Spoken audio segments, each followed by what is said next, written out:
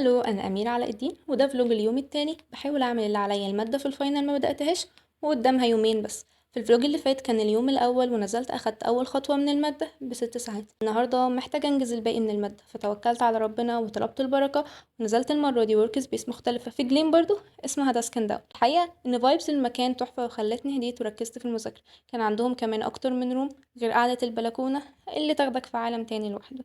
خلاص استقريت طبعا ان هقعد في البلكونه.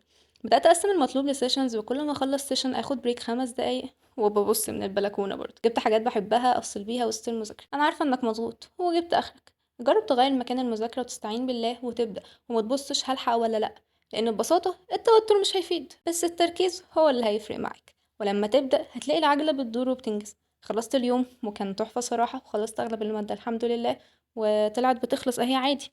انت كمان لو وراك حاجة ابتدي واستعين بالله وبلاش تفكر في اي حاجة تانية، عشان ببساطة مش هتفيد. وبس كده كان الفلوج بتاع النهاردة. متنساش تعملي فولو وسبسكرايب لو بتحب الفلوجز ومهتم بتطوير نفسك، ومتنساش تصلي على النبي.